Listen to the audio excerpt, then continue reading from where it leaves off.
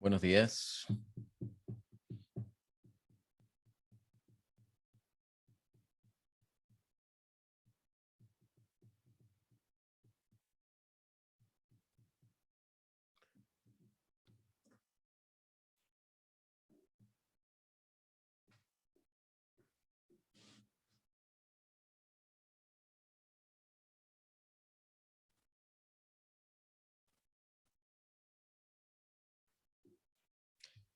¿Qué tal? ¿Cómo están?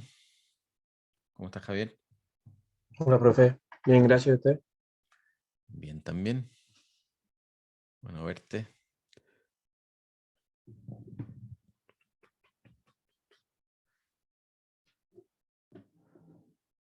Muy bien. Somos los que somos, estamos los que estamos. La próxima semana, en una semana exacta, tenemos certamen.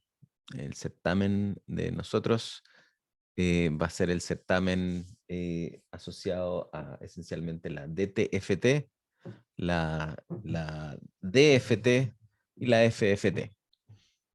Así que Fourier en sus múltiples sabores. Eh, Quiero dar una pasadita por por esto que está acá, ¿cierto?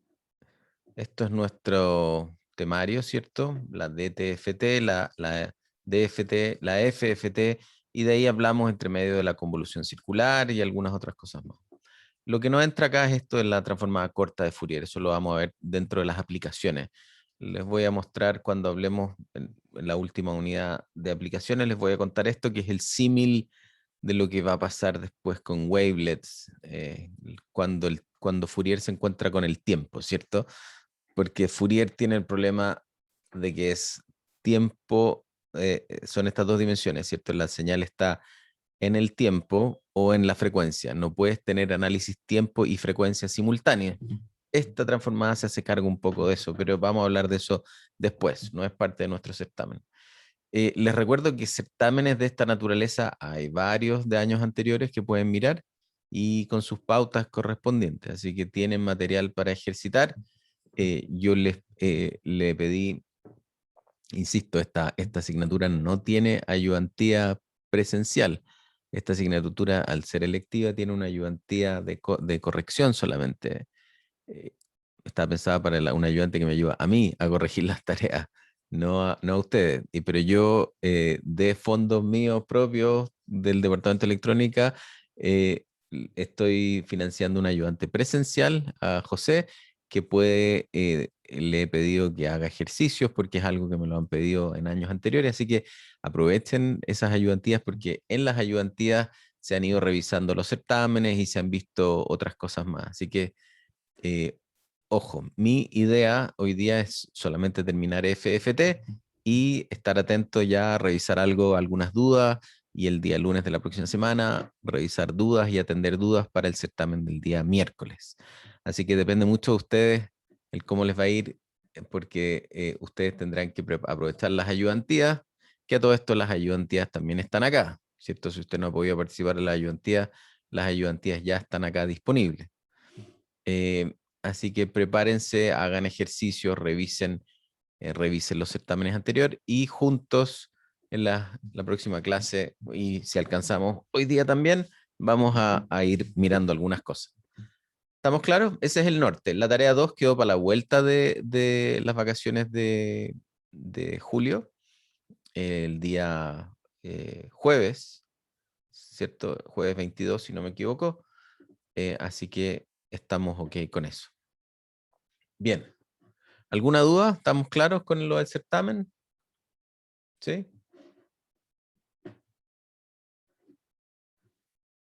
Sí, profe.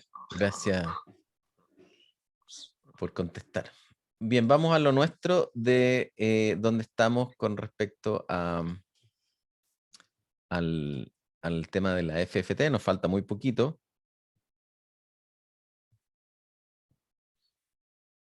Hagamos una pequeña mirada de dónde estábamos, ¿cierto? Les hablé de la FFT, les expliqué que cuando tú implementas una FFT, por definición, tienes aquí empezamos a ejercitar harto la notación de que si tomas n puntos, entonces le vamos a llamar a la n, o de n puntos, no es que esté a la n, ¿cierto? Así que cuando lo hacemos por definición, tenemos dos for loop anidados y eso nos da n multiplicaciones complejas. Si lo hacemos en una implementación matricial, esta historia de acá, ahora aparecen, le llamamos a este término de acá, ¿cierto? W sub n se refiere a cuando estamos partido por n ahí arriba, ¿cierto? Este va a ser nuestro término para reducir un poco la notación. Y nos queda una matriz y eso nos permite calcular la DFT de un paraguaso, lo cual es más eficiente hoy en día desde el punto de vista numérico con algoritmos asociados a trabajo de matrices, como es el caso de MATLAB y en algunas librerías de Python también. Sin embargo, esto no es la FFT. La FFT les expliqué que se basa en el principio de divide y conquista. Partimos por la idea de una radix 2, donde vamos a asumir acá el elemento clave es que se asume, y lo voy a poner en un lapicito rojo, vamos a asumir esta historia que está acá, que el número de puntos de la FFT es 2 elevado a algo, ¿cierto? Es una potencia de 2. Cuando hacemos eso, vamos a poder dividir nuestra sumatoria en la sumatoria de los números pares y la sumatoria de los números impares, de las muestras pares y de las muestras impares, ¿cierto? Pares e impares. Al hacer eso, llegamos a esta expresión de acá y nos damos cuenta que efectivamente nuestra FFT de orden n, digamos, de n puntos, ahora está constituida como la suma de dos FFT de un orden menor, de un orden de la mitad cada una. Hay que hacer un pequeño arreglo porque tenemos un problema con las K, ¿cierto? Nuestra K aquí iba desde 0 hasta n-1, mientras para esto poder decir que son de una FFT de n medio, esto debería ir desde 0 hasta n medios menos 1. Así que tenemos que arreglar ese pequeño cuento y esta ecuación se nos transforma en dos ecuaciones.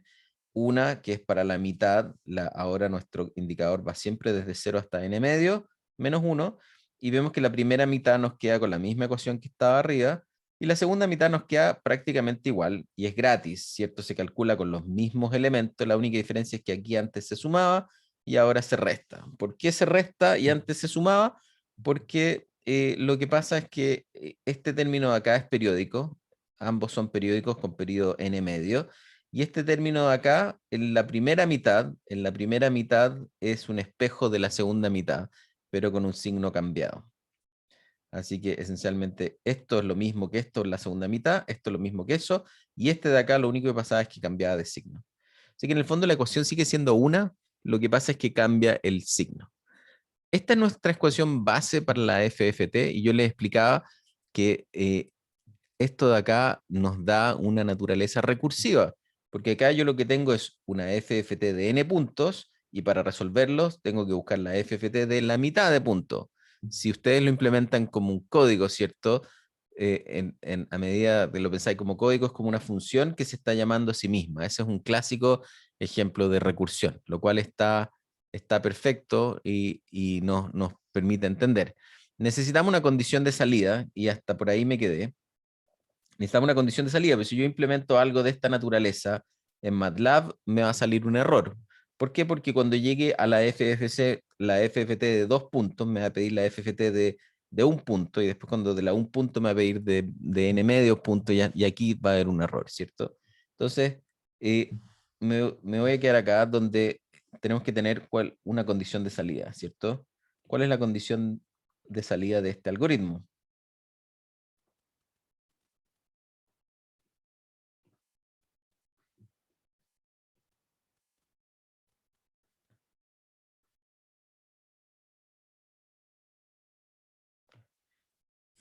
Si miramos nuestra ecuación de acá, todo esto son potencias de 2, por lo tanto, cuando llegáis a n igual 2, acá está ahí en el caso más chico. Este es el caso más chico que esto no puede ser. Tenéis una cosa de 2 puntos, y esto te va a quedar en dos cosas de en la DFT de un punto. Y aquí tenéis que pensar bien, chuta, ¿y cómo es la DFT de un punto entonces, de esto de acá? Y acá lo que conviene mirar es volver a la condición de definición, ¿cierto? Acá lo primero que vamos a notar acá es que el caso, el n menor en este algoritmo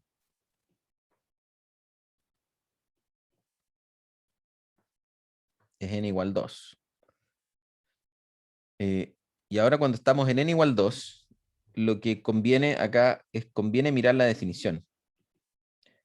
Conviene mirar la definición en este caso. ¿Por qué conviene mirar la definición? Porque si yo me pongo a mirar esta ecuación, tendría que pensar, bueno, ¿cuál es el espectro de la señal con un solo punto? Porque esto me va a quedar 1 y esto me va a quedar 1. Y esto de acá, como que se me enreda un poco el concepto. Entonces, me conviene mirar un poco esta definición. La definición, si recuerdan, es esta. La sumatoria de n igual 0 hasta n menos 1 de x de n por e elevado a menos j2 pi k partido por n y por n. Esa es nuestra definición. Entonces ahora pensemos en el caso de cómo sería mi tema cuando tengo un n igual 2. Entonces mi sumatoria ahora en el fondo va desde 0 hasta 1, son 2 puntos. Voy a sumar 2 puntos. El primer punto va a ser el punto con el dato igual 0. Con el dato igual 0. Y esto queda multiplicado por este elemento que está acá, pero con n igual 0. Con n igual 0, por lo tanto, todo esto vale 1. Así que lo que acompaña acá, no sé qué, chao, vale, todo esto vale 1. Entonces tengo mi primer dato y a esto le voy a sumar mi segundo dato, ¿cierto? Con, hagámoslo más fácil que esto. Acá en el fondo vamos a tener dos ecuaciones.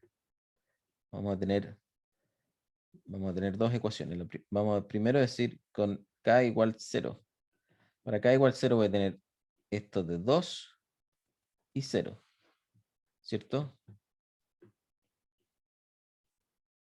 Y esto me va a dar esta misma ecuación con el k igual 0. Así que me queda x de 0. Esto es n igual 0. Me queda multiplicado por este, como el k es 0, esto de acá vale 1. Y el siguiente dato sería x de 1 multiplicado por esta historia de acá. Por esta historia de acá, ahora con n igual 1. Pero k sigue siendo 0, así que esto sigue siendo 1. Así que me queda simplemente la suma de los dos datos. Lo cual siempre hemos sabido, ¿cierto? Porque por una propiedad del valor de C, el valor de C de una señal es siempre la suma de todos los datos disponibles. Así que ahí está.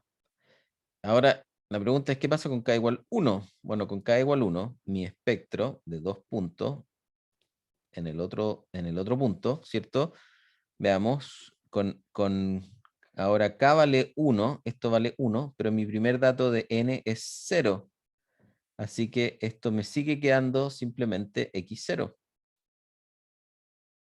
Y el siguiente dato va a ser x1, ¿cierto? Con el dato 1. Y esto de acá, esto vale 1, y esto también vale 1. Por lo tanto, este de acá, este vale 2. Así que este término de acá va a ser, ¿cierto? Más x de 1 por e elevado a menos j2 pi por 1 partido por 2. Este 2 se va con eso de acá, y este término de acá me queda e elevado a menos jpi, que es lo mismo que decir menos 1. Por lo tanto, mi segundo caso es esencialmente x0 menos x1. Así que no puede ser más fácil. Cuando llegáis a una DFT de 2 puntos, tenéis dos datos que encontrar, el valor de C y el siguiente punto espectral. El valor de C es la suma y el siguiente punto espectral es la resta de esos dos datos. Y that's it. No hay más que hacer. Así que es extremadamente fácil. Nuestra condición, esta es nuestra condición entonces de salida, ¿cierto? Esta es nuestra condición de salida. Entonces nuestro algoritmo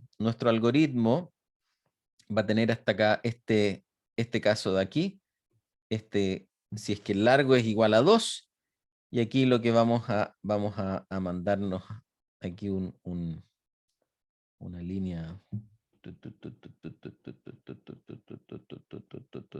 y ahí tendríamos que hacer eso, ¿cierto? Cuando sea igual a 2, usted sume los datos, usted resta los datos, y ahí tenéis tus dos puntos espectrales, y tu algoritmo ahora, tú no lo vayas a ver, pero por detrás va a ser una cosa recursiva. Ya teniendo el dato del 2 y 2, entonces este de acá ya va a tener una solución para el 2 y 2, y eso te va a permitir calcular el del 4. Después, con el del 4, va a tener 4 y 4, y eso te va a permitir calcular el del 8. Y después 8 y 8, y va a calcular el 16. Y así. Y así vaya a llegar a cualquier número que sea potencia de 2. Típicamente la FFT se calcula en 256, 512, 1024, etcétera, potencias de 2. Entonces, cuando lo miramos como un bloque, se puede pensar que esta cosa es lo siguiente. Voy a pasarme un PDF que lo tengo más bonito que este PDF es el que está ahí en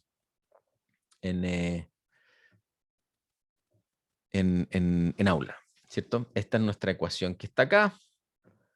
Y como si lo pensamos, esta ecuación de acá lo que nos dice es que tú calculáis si tú queréis calcular la DFT de n puntos, lo que va a hacer es que calculáis con la versión de los números pares, de los datos pares, calculáis la DFT de n medios, y a eso le sumas la DFT de los datos impares, de las muestras impares, se las sumas acá, y por el otro lado se las restas.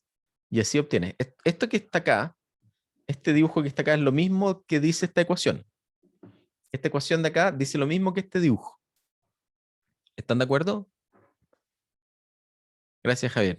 Por eso me gusta que tengan cámara, pero ni siquiera tenéis que responderme. Un pequeño movimiento de cabeza hace todo el truco. Gracias, Javier, por tener la cámara prendida. Así que esto de acá dice exactamente lo mismo que esta ecuación que está acá.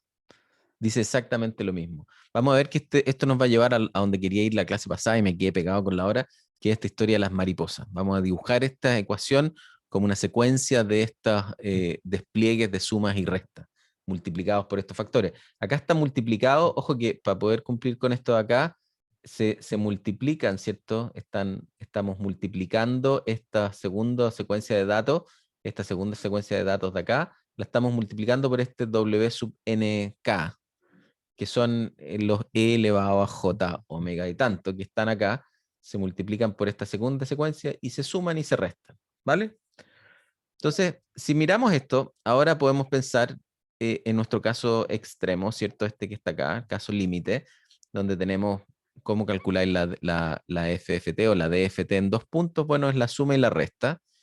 Y ahora veamos el caso de cómo me quedan los bloques, ¿cierto? Si yo quiero calcular, y esto tal vez es más fácil mirarlo así, ¿cierto? Pensémoslo acá primero. Si yo quiero calcular una DFT, ¿cierto? De 8 puntos, tengo acá 8 puntos, de 0 a 7. Acá están los datos en el tiempo, acá están los datos en la frecuencia. Recuerden que nuestra notación nos lleva, se supone, ¿cierto? Lo que yo he tratado de hacer es seguir en la notación del libro, donde es minúscula en el tiempo y mayúscula en la frecuencia. ¿Ya? Mis minúsculas y mis mayúsculas no son muy distintas, así que es solo un tema de tamaño, pero acá algo se notan un poco distinto. Entonces, acá tengo tiempo y acá tengo frecuencia. Entonces, la forma que yo los invito a pensarlo primero es que vamos de atrás para adelante, ¿cierto? Nosotros vamos a crear una DFT de 8 puntos combinando dos DFTs de 4 puntos. ¿Cómo? Bueno, lo acabamos de ver acá arriba, ¿cierto? Así, ¿cierto?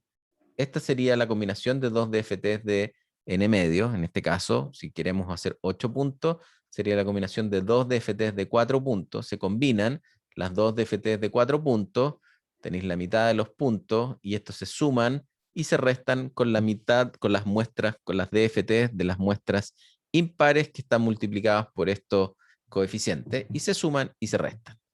Entonces, en el fondo, si miramos para atrás, tenemos que para hacer una DFT de 8 puntos, combinamos 2 de 4, y para hacer cada una de las de 4, combinamos 2 de 2.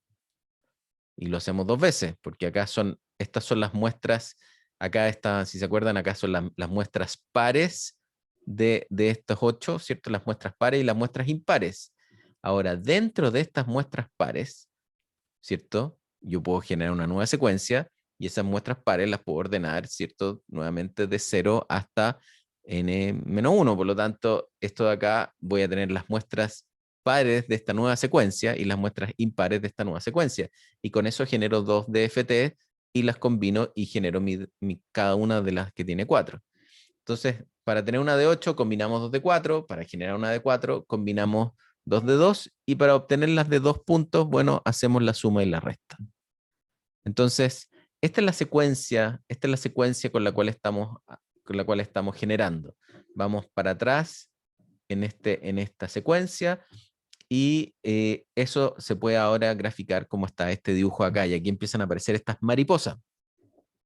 Si se fijan, esto es lo que realmente está pasando con los datos, y tú podéis implementar la FFT en esta mirada de replicar esta secuencia de mariposa ahora, no de manera recursiva, sino directamente a través de las operaciones que se gatillan con esto. Veamos qué es lo que pasó. Yo tenía esta de 8. Para generar esta de 8, se combinaron los 4 puntos de acá y los 4 puntos de acá. Estos 4 puntos de acá, ¿cierto? Se suman los 4 puntos de la DFT de 4 puntos, se suman con los 4 puntos de abajo, con estos pesos que están dándole un factor, ¿cierto? Estos son los exponenciales, esto sería e elevado a j a menos j2pi k, donde k es el número que está elevado, ¿cierto? Partido por n en este caso, donde n sería 8. N sería 8 en este caso, porque estoy calculando de 8 puntos. Así que este elemento de acá se multiplica con los primeros que están acá y se suma, y por el otro lado se resta. Y eso es. Y así tengo esta secuencia de acá, que es lo mismo que vimos antes. Ahora, esto se repite para cada una de las mismas secuencias. Para generar la de 4 tuve que multiplicar y restar, ¿cierto? Multiplicar y sumar, multiplicar y restar acá también las secuencias de las 2 DFTs de 2 puntos. Y así me empieza a quedar esta secuencia que se llama secuencia mariposa por el dibujo que se empieza a generar. ¿Vale? Entonces, fíjense el orden de los datos. ¿Cómo me quedaron los datos? No están los datos pares y los datos impares ordenados como 0, 2, 4, sino que me quedan 0, 4, 2, 6.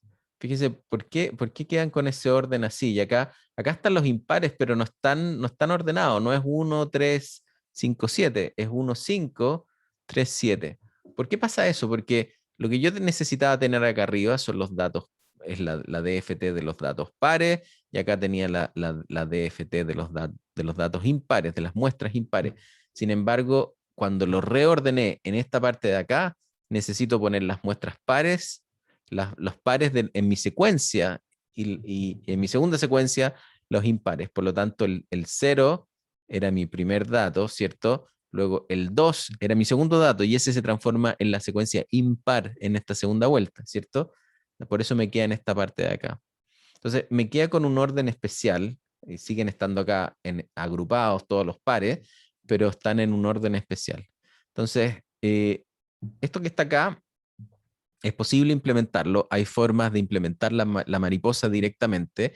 Es un poquito más enredado, porque primero tenéis que ordenar los datos. Ordenar los datos en esta secuencia. Existe una cosa que se llama el bit reverse. Es un algoritmo donde tú asignáis la posición de estos elementos de 0 hasta n-1, y lo escribes en forma binaria, luego dais vuelta esa forma binaria, dais vuelta los bits y te quedan ordenados justamente en esta forma. Así que hay una forma simple de ordenarlos de modo que te queden bien, y luego lo que tenéis que hacer es construir esta secuencia de sumas y restas. La primera parte es muy fácil, luego ir multiplicando esto y ir manteniendo esta estructura. No es demasiado difícil, pero es bastante más enredado que el algoritmo que yo les proponía, que es recursivo. Es bastante más enredado que el algoritmo recursivo. Cuando recién inventé el laboratorio, el O314, lo hicimos así. Les hacía implementar la DFT, la FFT en mariposa con el algoritmo en la visión mariposa, digamos, en hacer bit reverse e implementar esta suma. Y se enreda muchísimo porque es muy fácil. Si tú quieres hacer 256 o 1024, tenés que hacer varias de estas etapas. Por lo tanto, es muy fácil que se te enrede algún índice y te quede la escoba. Mientras que hacerlo de forma recursiva es muy sencillo, y el código te queda bastante eficiente. ¿Vale? ¿Se entiende este concepto de cómo funciona esta idea? Profe, yo todavía no lo entiendo muy bien porque me perdí al inicio, adelante, o sea, arriba. Porque, ¿por qué estamos sumando en cada paso? O sea, sumando y restando. Porque delante en el código lo habíamos hecho solamente cuando el n era igual a 2. Sí, pues lo que pasa es que esta es la ecuación base. Esta es la ecuación base, ¿cierto? La ecuación base dice, para obtener una FFT de n puntos, cualquiera sea ese valor n va a ir cambiando en cada una de las etapas. En la última etapa era 8, en la etapa anterior era 4 y en la etapa anterior era 2, ¿cierto? Para obtener el valor de una FFT de n puntos, lo que tú vayas a hacer es que vayas a sumar y restar, dos FFT de la mitad de puntos, ¿cierto? Esta es la Ah, idea. ya. Es la mitad de los puntos. Y el único tema es que aquí está multiplicado por un valor, el WNK, que es E elevado a J menos J2 pi K partido por N. Esa es esa constante. Es solamente que lo escribo así por una forma de notación nomás. Ah, ya, Eh, es la suma, profe. Entonces la suma y la resta de esa primera y la segunda mitad de la ecuación nomás. Exacto, eso es lo que dice acá. Entonces, acá lo que tenemos Ah, acá, estos son los primeros datos, ¿cierto? Aquí tenéis los datos pares y aquí tenéis los datos impares, y tomaste las FFT. Fíjate que aquí la tarea era obtener una FFT de n puntos, y lo que hice es que sumé y resté dos FFT de n medios. claro, sí. ¿Ok? Entonces se están sumando y acá se están restando y están multiplicados por esa constante. Así que esto que dice acá es lo mismo que esto que dice acá. Entonces, lo Mm, que, lo que me interesa es que veas que esa idea, si entiendes esa idea, ahora hazla recursiva. Porque, ¿cómo calculáis la de n medio? La misma historia, po. Es exactamente lo mismo, pero ahora vaya a partir desde acá. Este punto de aquí va a ser tu nueva salida de acá, ¿cachai? Y así pasáis por estas cajas. Voy a saltar esto para ir a estas cajas. Para poder, combinamos 2 de 4 y ahora con eso lo hicimos a partir de la combinación de, ahora, para obtener las de 4, lo hicimos con la combinación de 2 de 2, y así obteníamos las de 4. Y las de 2 se obtenían con la combinación de 2 de 2 y combinábamos estas de 2 puntos, y así. Entonces, en el fondo, si te fijáis, esta historia de acá, que acá está el ejemplo, ¿cierto? ¿Cómo obtuve? Volvamos un paso más para atrás. Así yo obtuve la de 8, ¿cierto? Tengo esto de acá, y voy con la combinación de n medios y n medios, y así obtengo, aquí hay una de 4 y una de 4. Entonces, si ahora vamos un paso más para atrás, lo que estoy haciendo es exactamente lo mismo. Aquí están las de 8 y estoy combinando 4 y 4. Bueno, pero esas de 4 tuve que hacer la misma historia. Por eso esta mariposa que está acá, Carolina, se repite a este otro lado. Pero una mariposa más chica, ¿cierto? Porque ahora tenéis que combinar de la mitad de los puntos. ¿Se entiende? En el fondo es sí, como que profe. este Gracias. proceso se repite y se repite y se repite y se repite, hasta el punto que llegáis con dos puntos. ¿Lo tienen claro? La única ecuación en realidad relevante acá es esta. Esta ecuación de acá, este sistema de ecuaciones, es lo único relevante, porque de aquí nace cómo lo implemento como mariposa o cómo lo implemento como, como una recursión. Pero la idea es exactamente la misma y la ecuación es una sola. El tema es cómo vaya a usar esa ecuación para hacerlo práctico. En el fondo, cuando lo haces recursivo, tú dices, ok, mi FFT de 512 va a ser la FFT de 256 y 256. Se suman acá, se restan acá. Y después, pero chuta, no tengo la de 256, pero el algoritmo se está llamando a sí mismo. Cuando tú tienes una función, si yo digo FFT de algo es igual a FFT de algo, es que la función se está llamando a sí misma.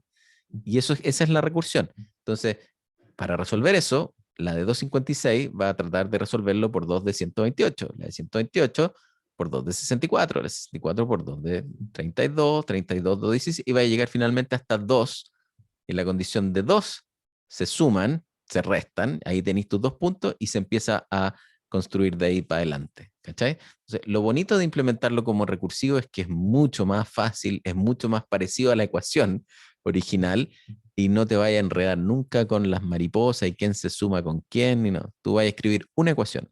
Bueno, esta ecuación, dos ecuaciones, ¿cierto? Y vaya a escribir una condición de salida. Así que es súper simple implementarlo así, que los invito a que lo implementen así. Si uno lo implementa así, ahora efectivamente lo que tú tienes es que desde el punto de vista de cuánto se reduce la complejidad. Cada una de estas va a tener orden, cierto, n medio, cierto, al cuadrado. Así que en esta recursión de acá, cierto, bajaste de n medio cuadrado, y tenéis que tener n medios multiplicaciones. Así que en el fondo esto te queda de n cuadrado medio más n medio. Eso es cuando lo dividiste en un paso. Pero si ahora lo divides en otro paso, y en otro paso, y en otro paso, los invito a que me digan cuál es la complejidad numérica de la FFT. ¿Cuántas multiplicaciones realmente tengo que hacer? Que lo pueden pensar un segundo.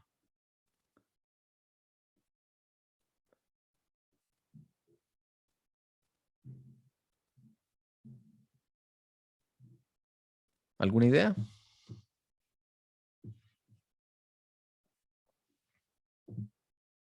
¿Quién quiere puntos? Puntos, puntos. Benjamín le gustan los puntos. Exactamente, no estoy seguro, pero como estamos dividiendo por 2 cada vez, ¿Ya? debe haber algo logarítmico ahí. Sí, justamente. Piensa en pensemos en el número 8, ¿cierto? Si tenemos 8, yo lo puedo dividir primero por eso dejé esta foto acá, ¿cierto? Yo lo divido en 2 de 4, ¿cierto? Después cada una de 4 la divido en de a 2, ¿cierto? Y después tengo que calcular las 2, ¿cierto? Por lo tanto, ¿cuántas etapas tengo acá? Tengo 3 etapas. La etapa de calcular las 2 puntos, la etapa de calcular la siguiente donde se combinan, y la etapa donde se combinan las de 4. ¿Eso a qué te suena? 3 etapas, 8 puntos. ¿Será algo así como n log n o algo así? Tiene mucho que ver con n log n, pero ese log es el logaritmo en base 2, no el logaritmo natural. ¿Por qué? Porque piénsalo así. Tenemos n etapas, y esas etapas van a ser en el fondo de cuántas veces tuviste que dividir por 2. ¿Cuántas veces tuviste que dividir por 2? Acá tuve que dividir por 2, 1, 2, 3 veces, ¿cierto? Eso implica que tienes 2 a la 3. 2 a la 3 es 8. 2 a la 3 es 8. Por lo tanto, en el fondo, la cantidad de etapas es logaritmo en base 2 de n. Eso te dice que aquí tenéis las 3 etapas. Logaritmo en base 2 de n es el número de etapas. Y ahora, en cada etapa de acá, tenemos que pensar cuántas operaciones complejas hay. ¿Cuántas operaciones complejas hay? Y aquí depende un poco cómo lo vamos a interpretar. Porque si volvemos a la ecuación que nos llevó a esta historia, yo puedo decir, bueno, las operaciones complejas que hay van a ser las que hay sumas y multiplicaciones. Si yo quiero contar solo las multiplicaciones, que es lo que típicamente se hace, si yo quiero contar solo las multiplicaciones, los que se están multiplicando en cada una de las etapas, los que se están multiplicando van a ser este elemento con ese elemento, ¿cierto? Esas son las únicas multiplicaciones que hay. Así que serían este elemento. Ahora, y aquí viene la duda si es que vamos a contar el multiplicar por algo que tiene signo distinto, ¿es multiplicar por algo distinto o es multiplicar por algo que está igual? En general, según ProAquis, multiplicar por algo que tenga signo distinto, en el fondo es multiplicar por el mismo número. Entonces, si pensamos así, en cada etapa, vas a tener n medios multiplicaciones. N medios multiplicaciones. Significa que lo que podríamos decir acá es que en esta etapa de acá tuviste que multiplicar n medios. Piensa todos los elementos miremos el dibujo de abajo ahora. ¿Cuántas cosas se multiplicaron por w a la algo? En este dibujo, la mitad se multiplicaron por n medio a la algo. Acá, estos y esos se multiplicaron por n medio a la algo. Y aquí viene nuevamente, si es que vamos a contar o no vamos a contar la primera etapa. La primera etapa está multiplicada por un w a la algo, pero dado que es como 1 y menos 1, uno podría no contarlo. Así que hay varias formas de pensar. La clásica forma, cuando siempre te dicen la FFT se dice que es n logaritmo de n. ¿Por qué n logaritmo de n?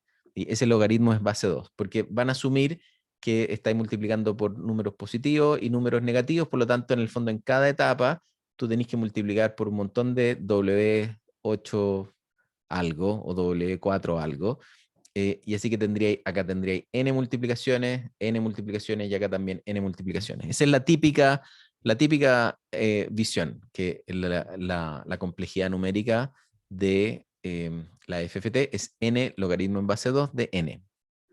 Sin embargo, ProAquis le gusta ser un poquito más quisquilloso y no cuenta las sumas y las restas y solo cuenta la multiplicación, ¿cierto? Así que cuando multiplicáis por un positivo o multiplicáis por un negativo, dice que es lo mismo, así que aquí sería n medio y aquí sería n medio y le quita la última etapa. Así que la diferencia entre, por ejemplo, el Oppenheim dice n log n logaritmo en 2 de n, y el ProAquis dice n medio de logaritmo en base 2 de n menos 1, porque no cuenta esta última etapa. ¿Ya? No sé si cachan, es solamente cómo queréis contar.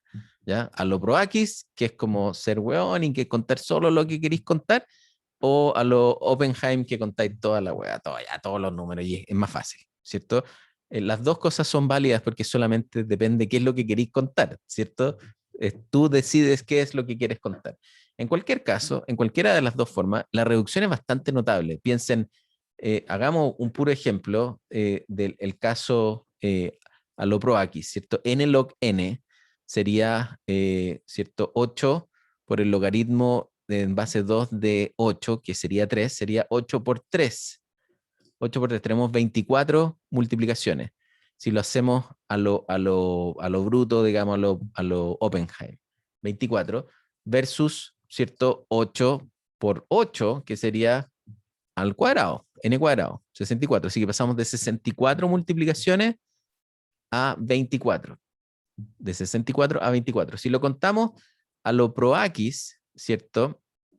Serían n medios por el logaritmo en base 2 de n menos 1. Es decir, no serían 8, sino que serían 4 por 2. Y ahí me querían 8. No sé si me están siguiendo mi número, debería anotarlo. ¿Se entiende lo que estoy diciendo, verdad? Así que depende cómo lo vaya a contar. Yo típicamente, en general, casi siempre lo cuento a lo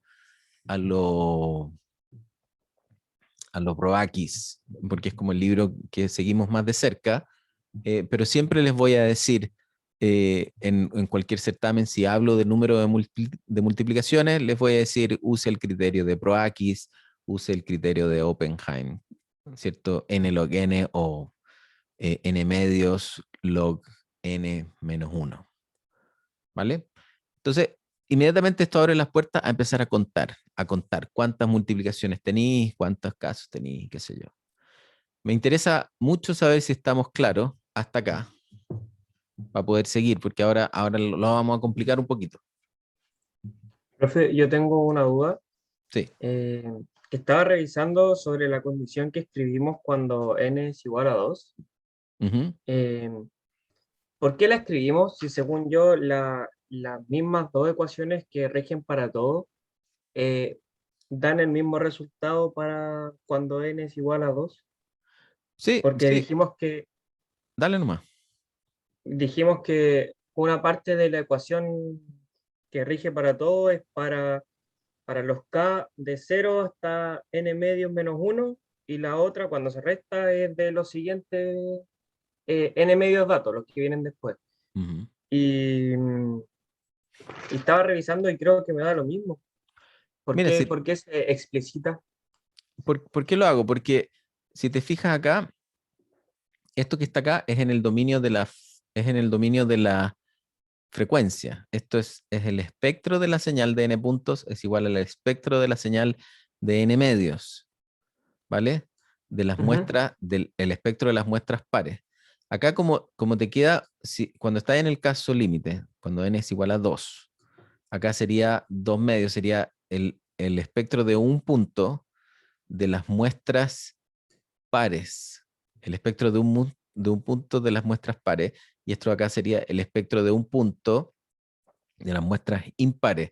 Eh, Eso puede llevarte a confusión, porque no te estoy hablando del primer dato y del segundo dato. La ecuación te dice el espectro de las muestras pares de un punto. Entonces, puede Ya. llevarte a confusión, es decir, ¿qué diablos significa eso? Entonces, por eso conviene dar un paso para atrás y simplemente mirar la definición y decir, ya, por definición, ¿qué es lo que implica? Y efectivamente es la suma del, ahora, estos son datos. Esto es el dato en el Ujú. tiempo. El dato en el tiempo con n igual 0 y el dato en el tiempo con n igual 1. En ese punto. Ahora, ojo que, insisto que ese n0 no es el n0 del principio de la señal original, ¿cierto? Sino que es el n0 de tu reconfiguración de tus índices de tiempo a medida que tú vas Claro. dividiendo la señal, ¿cierto? Así que es una interpretación bastante más fácil.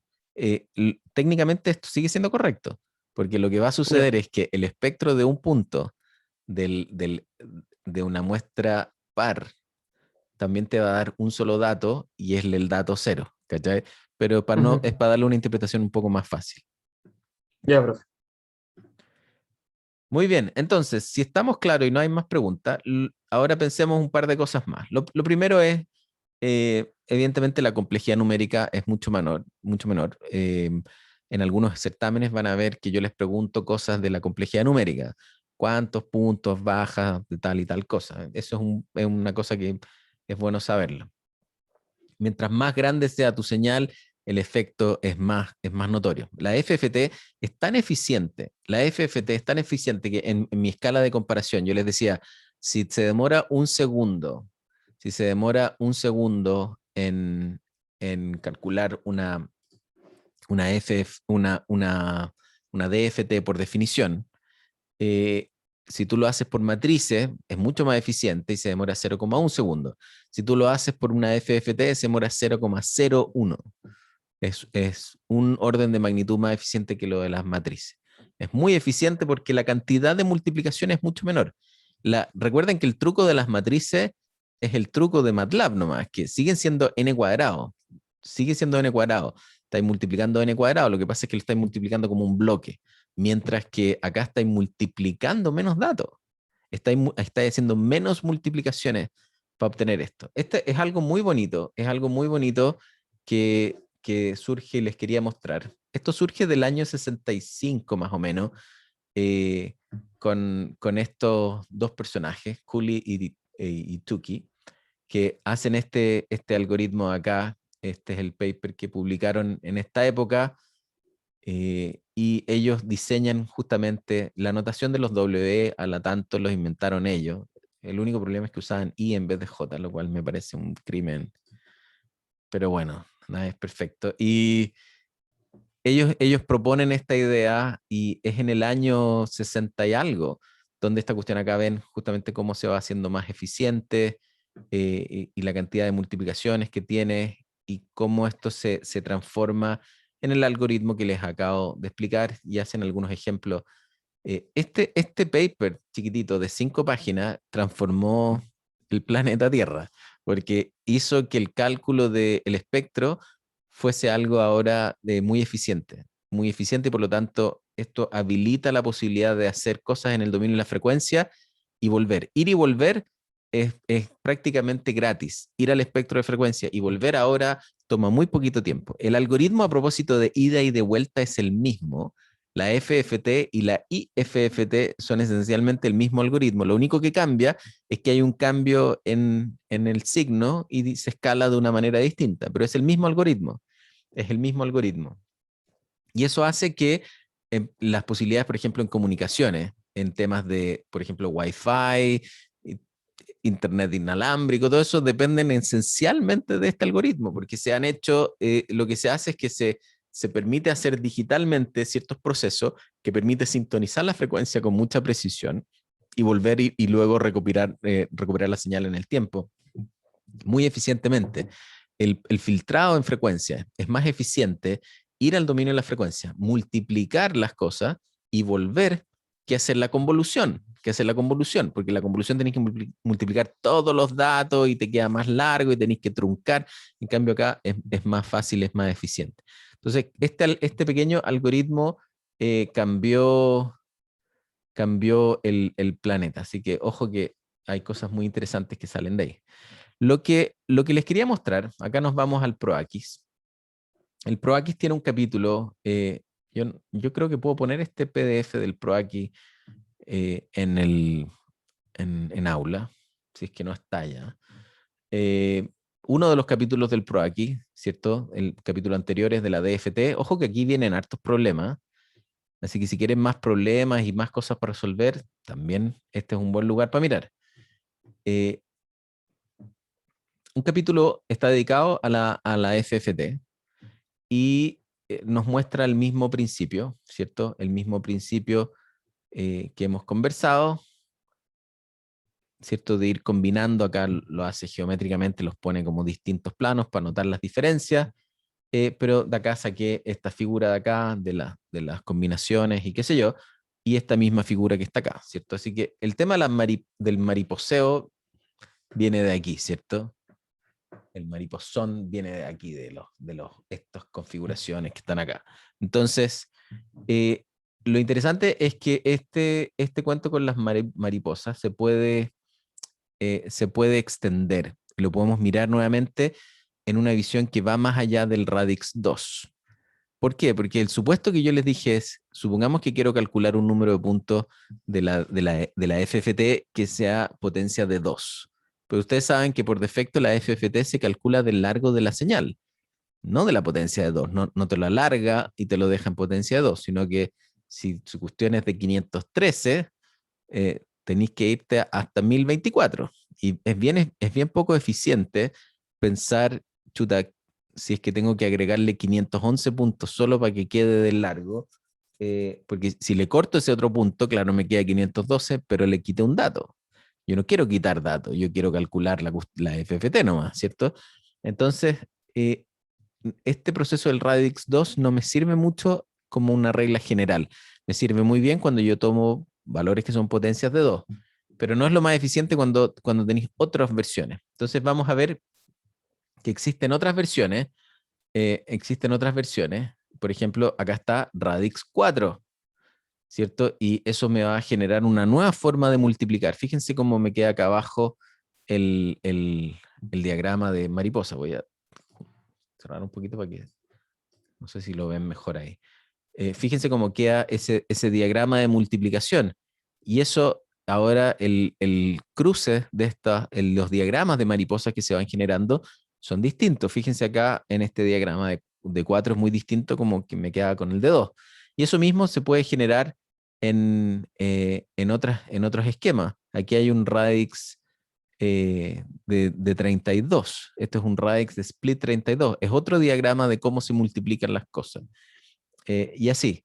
Y hay formas generales. Entonces lo que les quería contar es qué pasa cuando la cosa no es potencia de 2. ¿Y por qué nacen estos cuentos? ¿Y cómo funciona la FFT hoy en día? Y tal vez partamos por cómo funciona la FFT hoy en día. La FFT hoy en día que ustedes calculan en Python, en MATLAB, se llama la FFTW.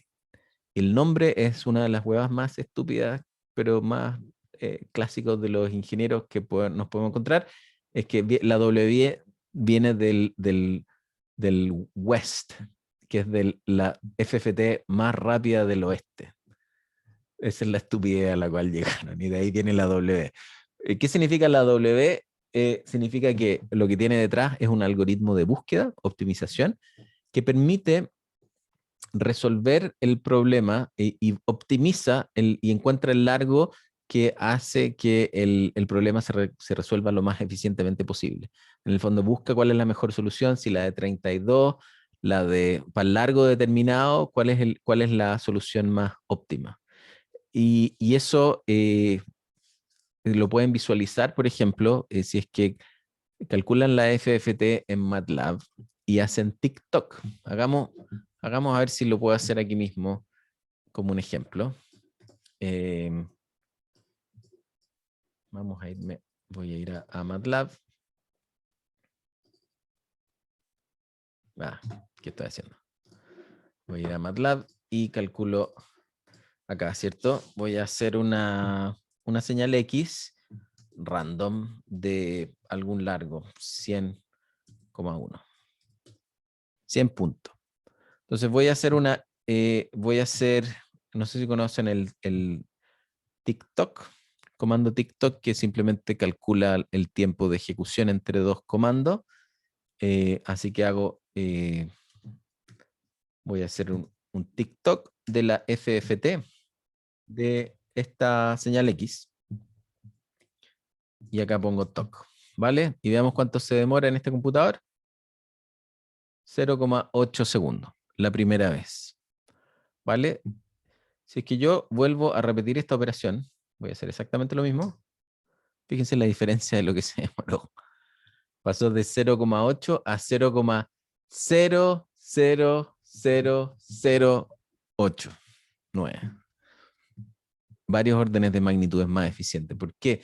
¿Por qué pasa esta cosa? Porque la primera vez, muchas veces que tú corriges esto, está en el proceso de optimización para el largo determinado y busca cuál es la forma y agrega un overhead asociado al proceso de cálculo, ¿cierto?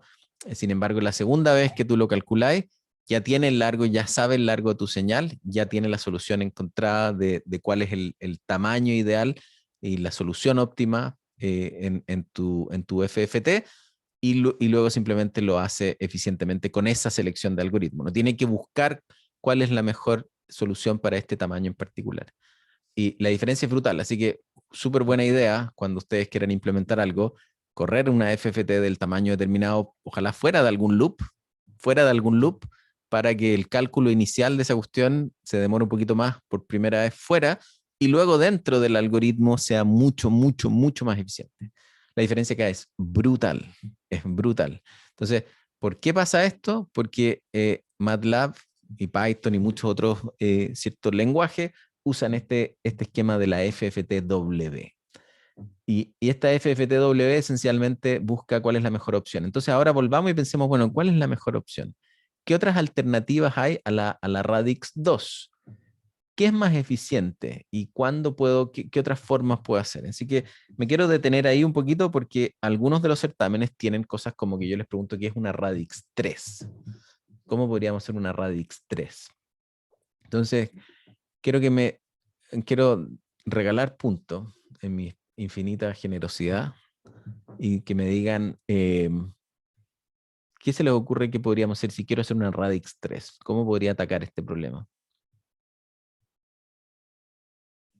3 puntos de la siguiente tarea.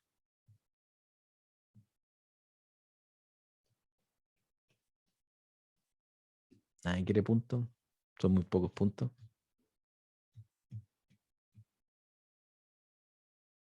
Alfonso, ¿no te gustan los puntos? Me encantan, profe, pero no sé. ¿No se te ocurre? ¿Qué podríamos hacer? ¿Qué fue lo que hicimos con la Radix 2, Alfonso? Dividimos las muestras pares e impares, ¿cierto? Acá no podemos dividir en las muestras pares e impares, pero sí podemos dividir en los múltiplos De 3 en 3. de 3 en 3. Exacto, podemos repetir esa misma idea. Entonces, si ahora volvemos acá Me voy a conectar en el tablet nuevamente. ¿Cierto? ¿Cómo sería? Chuta.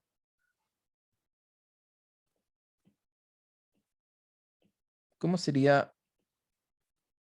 una radix 3? Bueno, lo que tenemos que hacer es, tenemos que pensar en cómo era nuestra secuencia, ¿cierto? Nosotros teníamos x de n, de k, y esto de acá era la sumatoria de n igual 0 hasta n menos 1 de x de n por e elevado a menos j2 pi k partido por n, ¿cierto? Este elemento de acá, yo lo llamaba wn de k por n, ¿cierto? Así que esto de acá me queda mi sumatoria de n igual 0 hasta n menos 1 de x de n por wn k por n. Entonces ahora, qué es lo que pasa? Pasa que yo quiero dividir, antes lo dividí en las muestras pares e impares. Ahora, esto que está acá yo lo podría dividir en, primero las sumatorias que son en los primeros múltiplos de 3, ¿cierto? Que haría x de 3m, ¿cierto? Después otra sumatoria que está acá, que sea x las muestras de 3m más 1, y después otro que sea las muestras de x de 3m, x de 3m más 2. Y así voy tomando, cuando este m ahora iría desde 0 hasta n tercio menos 1. ¿Cierto? Y así aquí tengo el primer tercio de los datos. Acá está el primer tercio de los datos, el segundo tercio de los datos, el tercer tercio de los datos. Lo que tengo que ahora es terminar de escribir las ecuaciones, ¿cierto? Esto está escrito así nomás. Así que veamos qué es lo que me falta, qué es lo que me falta acá. Esto tendría que quedar por el e elevado a menos j2 pi k partido por n, ¿cierto? Y estoy tomando solo los datos que son múltiplos de 3, así que mi n que está acá, ahora se transforma esencialmente en 3m. Ahora me conviene, por un tema para ir reduciendo esta historia, ese 3m lo voy a llamar n, ¿cierto? Y aquí partido por 3. Es que es exactamente lo mismo, ¿cierto? Lo voy a hacer primero, para hacerlo más fácil de entender. Voy a poner acá 3m, y ahí tengo mi primer término. Lo que tengo que hacer ahora es sumarle mi segundo término. Mi segundo término, que sería este que está acá.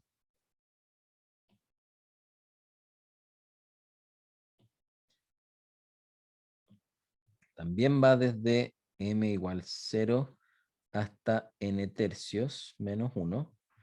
Y ahora por e elevado a menos j2 pi k por 3m más 1 partido por n. Y el último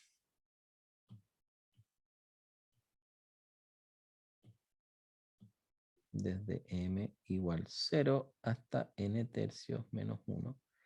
Y esto me queda por e elevado a menos j 2 pi k 3m más 2 partido por n. Ahora, esto es lo que les decía. Este término de acá, este 3, se puede pasar hacia el otro lado, dividido por 3, y eso va a ser válido para este de acá y para este de acá. Y este término de acá va a generar un factor multiplicador, que está, esto va a ser este elemento de ahí, ¿cierto? Multiplicado, perdón, este elemento de acá con eso. Así que me genera un elemento que sale fuera de la sumatoria. Así que yo puedo reescribir esto de la siguiente forma. Puedo escribir la sumatoria de m igual 0 hasta n tercios menos 1. ¿Cómo estoy con la hora? ¿Bien todavía? Terminamos, me quedan 10 minutos, ¿verdad? Sí. X de 3m. Y ahora voy a hacer por E elevado a J menos J. Y de hecho me puedo saltar un paso y puedo directamente usar esta notación de acá, siguiendo lo mismo que teníamos antes, ¿cierto? Y esto me quedaría por W de n tercio. W de n tercio por K por M. La segunda ecuación me queda igual, pero con un término que sale fuera y que sería el W de W de N, W de N, multiplicado por esta misma sumatoria, M igual 0, N tercios menos 1, ahora con 3M más 1, con un W de N tercios por K por M. Y el último término, voy a apretar un poco más a ver si es que me cabe todo esto acá.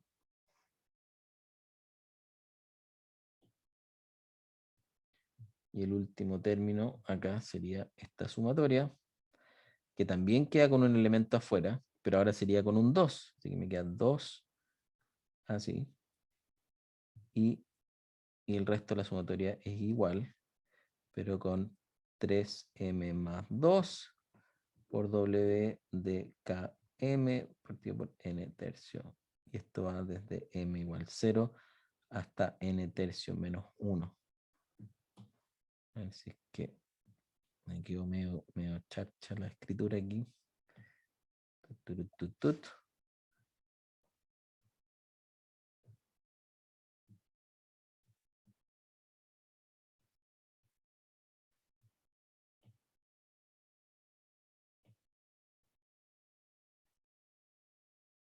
Entonces, con esto que está acá, yo a esta señal de acá le puedo llamar x0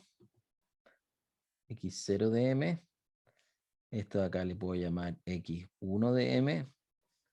Y esto de acá le puedo llamar x2 de m. Y en el fondo, mi nueva radix 3 se transforma en la siguiente ecuación. Voy a tener x de, ¿cierto? X de n punto de k. Se va a transformar, esto de acá sería mi radix 3, ¿cierto? Va a ser así. Esto de acá es por definición. Por definición, si miramos esto de acá, es la misma definición que está acá. Si es que yo le llamo x0, ¿cierto? Es la señal el espectro de x0, de las muestras, el primer cierto múltiplo de estos factores de 3, más el segundo, pero ahora queda multiplicado por un doble de n, de x1 de n tercio de k, más un doble de n aquí al cuadrado de x2 de n tercio de k. Y esto que está acá sería mi ecuación de mi radix 3. Acá la pregunta que les dejo para que la piensen ustedes es si es que hay algún grado de simetría y si es que esta ecuación tiene que cambiar en algo, porque así como está, este k, ¿cierto? Va desde 0 a 1 hasta n-1. n-1, no n tercio. Así que ahí tendríamos que, les dejo la pregunta de, ¿cierto? ¿Qué pasa con la simetría?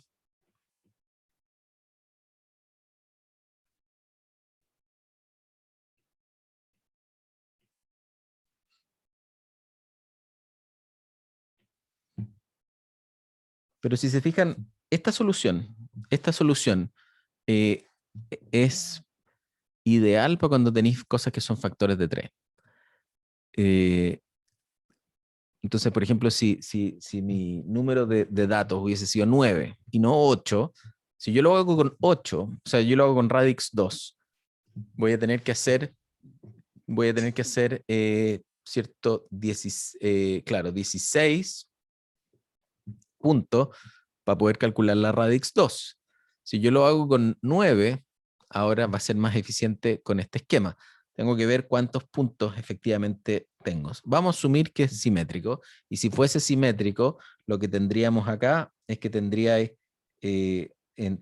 cada uno de estos tendría n partido por 3 al cuadrado, y tendríamos que pensar ahora logaritmo en base 3 de esto, y usando el esquema, ¿cierto?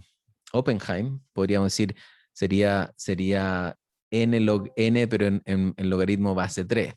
Así que podríamos pensar que esto de acá también nos optimiza la cosa bastante mejor de lo que sería con radix 2. Quiero que ustedes saquen algunos números y terminen este problema para poder ponerle algún ejemplo, y eso se los dejo como tema para pensar. Entonces, esto es lo que va a pasar, y cómo llegó a la FFTW. La FFTW va a buscar la mejor solución del radix 2, radix 3, o piensen cualquier otro elemento. Podría ser, les mostraba que hay uno que es de 32, hay una radix 4. Mientras más sepas de cuál es el tamaño de tu señal o cuántos puntos de la FFT quieres tomar, más eficiente va a ser esa búsqueda. El tema es que cada largo de FFT tiene un número óptimo en función de un montón de alternativas algorítmicas. Y eso es lo que hace la FFTW. Es decir, ok, usted eligió el largo n igual tanto, y el largo n igual tanto, según mis cálculos, la mejor solución es este algoritmo de acá, y por lo tanto vamos a implementar este algoritmo acá. Eso toma un overhead de cálculo. Esa simple búsqueda de cuál es la mejor solución toma un overhead de cálculo que ya lo vieron, que es como 1000 veces más de lo que se demora en resolver la FFT misma. Así que es bien interesante. Evidentemente 100 puntos, que fue el caso que puse yo de ejemplo en MATLAB, no es radix 2, ¿cierto? La pregunta es, muchas veces tenéis que pensar, ¿cuál es la mejor ganancia? Ponerle más cero. Ponerle más cero, por ejemplo, si tenéis una radix, ponte tú, tenéis, no sé, 127. Ponte tú que el n que elegiste es 127. La radix 2 le pondría un 0 más, sería una de 128, y calcula la radix 2, lo hace con 128, y luego elimina el 0. Luego elimina ese 0, porque está haciendo zero padding. Y eso puede ser más eficiente que buscar una solución para 127. Por eso te digo que la optimización tiene que buscar una serie de combinaciones que resuelva el problema más eficientemente. Eso implica muchas veces, agrandar el largo de la señal, tener algunos ceros que después te los echáis para la casa, y sigue siendo más eficiente. Entonces, para que lo piensen un poco y se den cuenta que el problema, ese problema de búsqueda no es tan trivial. Hay muchos elementos que considerar si es que tienes zero padding, si es que no tienes zero padding, y cuál va a ser la mejor solución. Por ahora, lo que les quiero dejar es plantar la semilla de lo importante, que es el tema de la FFT. Este es un algoritmo que ustedes van a ver el resto de sus vidas como ingenieros, como ingenieras. Es una cuestión extremadamente básica. Es Fourier, extremadamente básico, pero extremadamente transversal.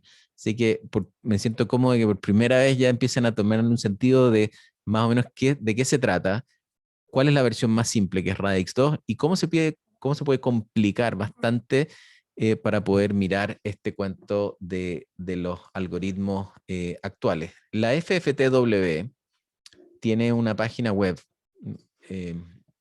FFTW tiene una página web que es esta que está acá, fftw.org. Es una subrutina, ¿cierto?, para calcular la DFT, múltiples dimensiones, tamaño arbitrario, con datos complejos, y qué sé yo. Y esto ya es libre, y qué sé yo, y se mantiene por esta gente de acá. Hoy en día, esto es la mejor forma de hacerlo, es lo más eficiente. El nombre, acá está, ¿cierto? En el año 99 se hizo esta cuestión. En fin. Así que si quieren leer más de cuál es el problema de optimización y cómo se resuelve el tema, ahí tienen para echarle una mirada. Por ahora, me quedo con esto, me deja el temario para el certamen, que es el próximo miércoles, en la DTFT, en la DFT y en la FFT. Hay muchos ejercicios que se pueden hacer, A propósito del tema de filtros, me lo vamos a dejar como un tema para el próximo certamen. El próximo certamen va a ser aplicaciones, diseño de filtros, tiempo, frecuencia, reducción de ruido, voz humana, todo en un solo paquete. Así que el próximo certamen va a ser el más aplicado de todos. Aquí está, este certamen de acá es más matemático. Hay problemas, vimos temas de convolución circular con aliasing temporal. La FFT nos abre muchas puertas. Hay varios problemas donde yo te digo, mira, estos son los datos que yo tomé de la FFT. ¿Cuál es la señal original? Tengo un puñado de datos de la FFT. ¿Cuál es la señal original? O qué sé yo, cosas así. Hay mucho ejercicio, mucho que mirar. Miren las ayudantías, vayan a ayudantías, revisen certámenes anteriores, miren el PROACI, miren el Oppenheim. Si es que tienen tiempo para estudiar, que ojalá tengan tiempo para estudiar harto. Este certamen puede ser bien complicado si es que no se preparan. Así que los invito a que se preparen. Les fue bien en el certamen, no se relajen para que les vaya bien también en este otro certamen. El formato va a ser igual. Certamen pensado para un bloque de 1 hora. Mismo esquema, como una tarea que se sube y tenéis que subirla en el rato que tenéis disponible.